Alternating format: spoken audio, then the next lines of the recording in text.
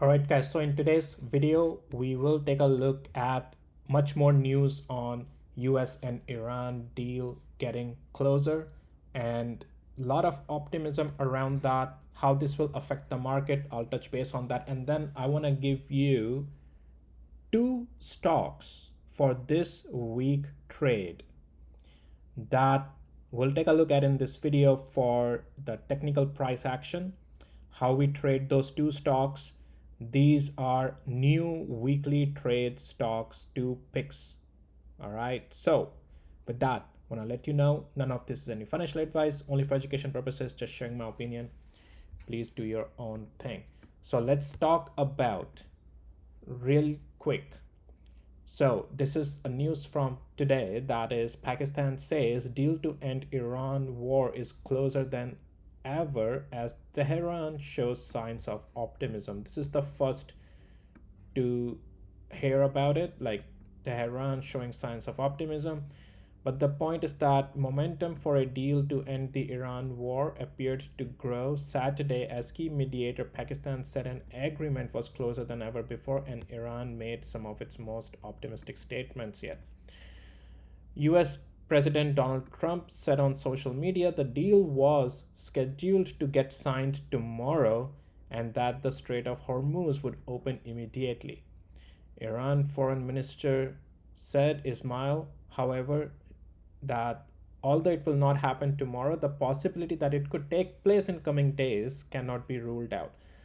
So again, there's still a bit of unclarity, but there is at least an optimism that both sides are at least saying now, at least the other side. Trump has always been saying deal is very close, but at least the other side is now at least saying that it is very possible.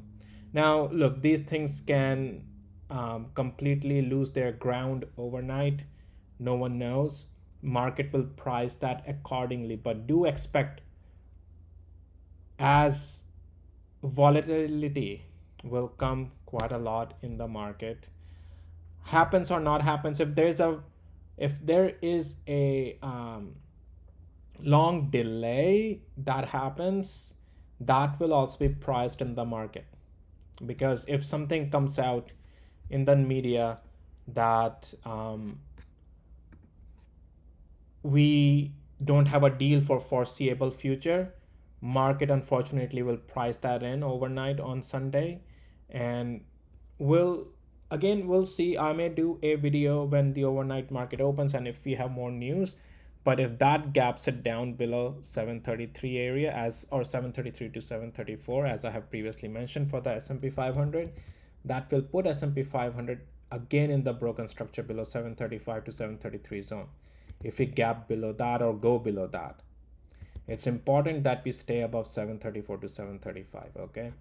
Now, at the same time, as if let's say deal is signed tomorrow, high likelihood is that we will gap higher.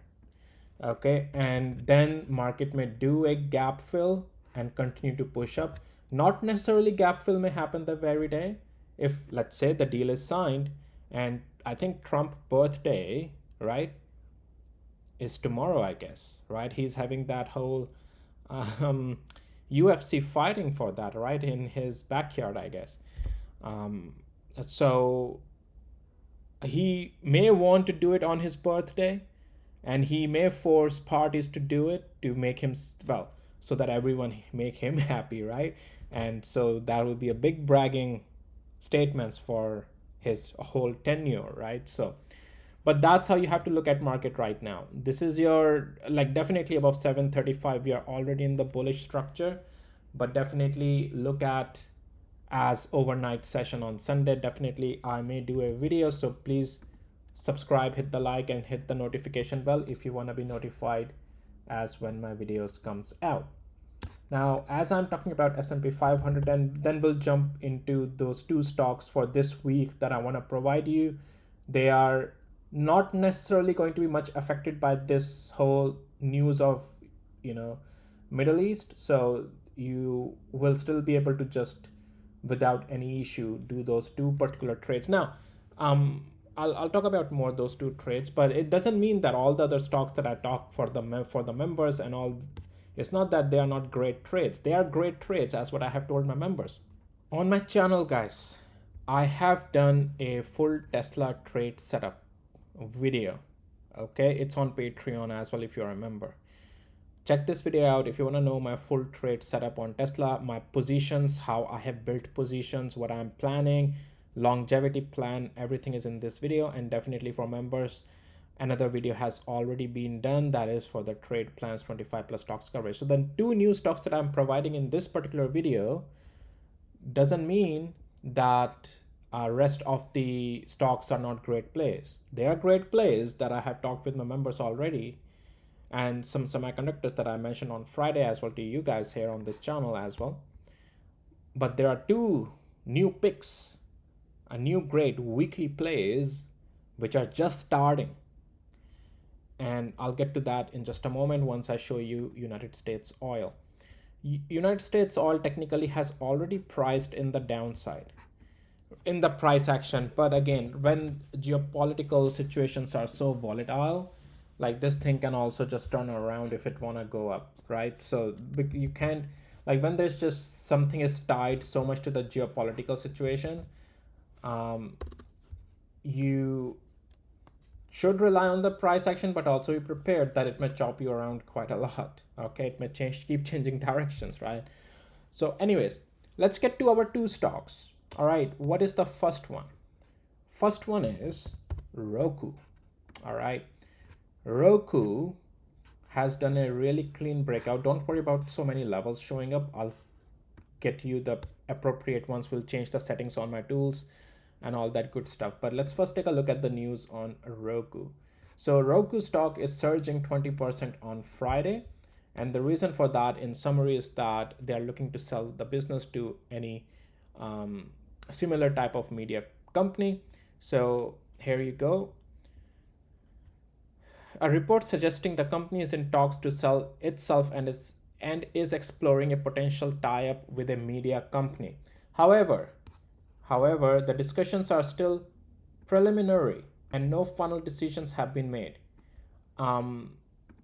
The stock is rated by 25 or 29 analysts. Doesn't matter about that. We'll take a look at the price action in just a moment. But again, look, there's just a preliminary news, and it's just came out.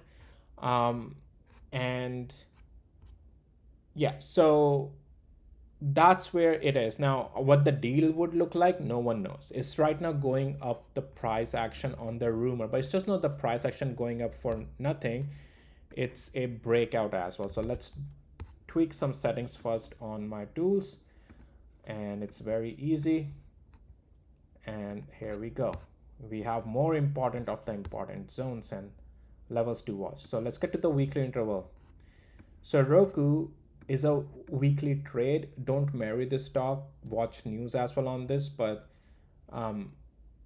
this is an upside play and it's just starting technically. Okay, it's not even that this extension is happening at the top. It's happening right after a good amount of consolidation with a positive catalyst of the news.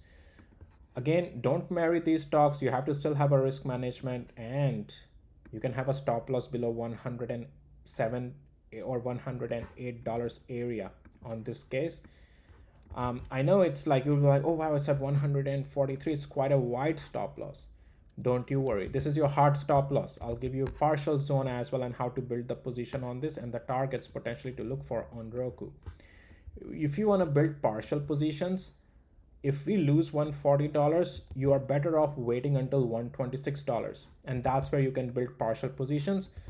Losing 126 right now, I don't foresee that happening. It can happen. That's why you have 110 to 108 area, but this is the zone you will have to manage your stop loss and position management.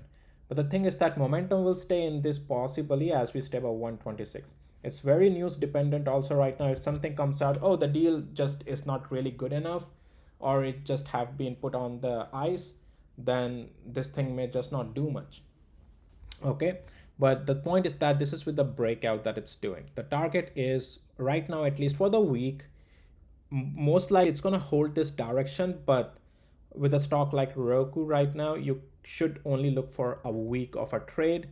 But the point is that it has a room to test this significant level above 176 area for the weekly trade, but it's directionally also bullish and can push up. And after that, we have a room for 240.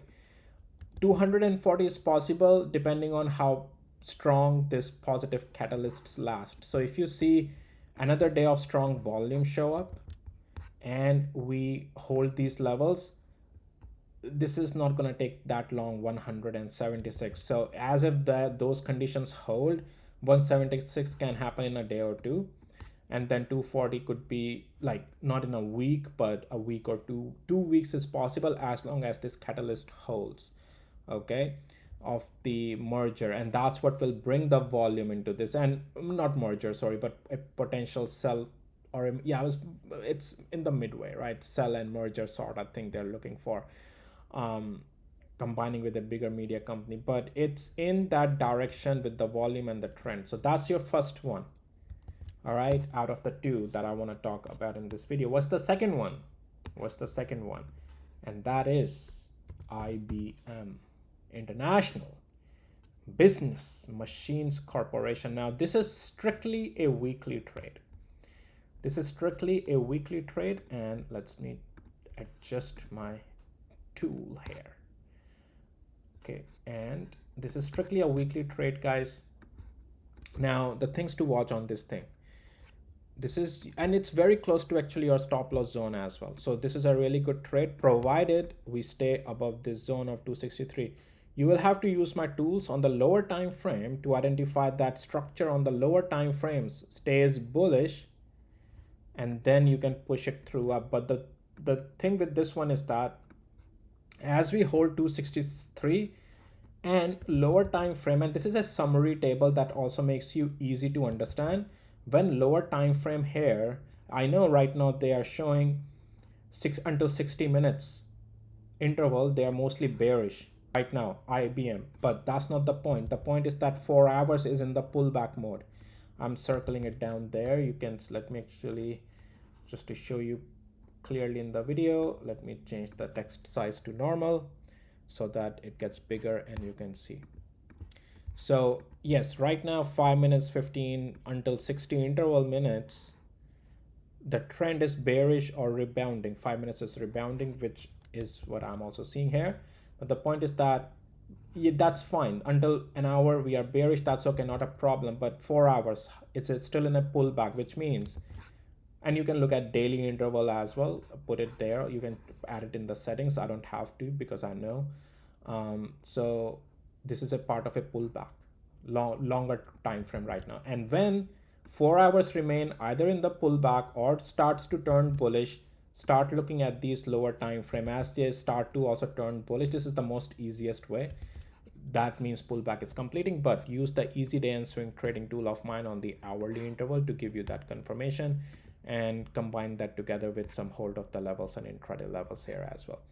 But it has a room. It's not right away in the strength, but it has a room as if we hold this zone and we start to creep our way above 280. It has a room to push up, but be careful. It's not your semiconductor. This thing, you have to manage a stop loss tightly, and if it breaks below 263, it's gonna it can break also. So it's not right away fully confirmed. You still have to watch the trend.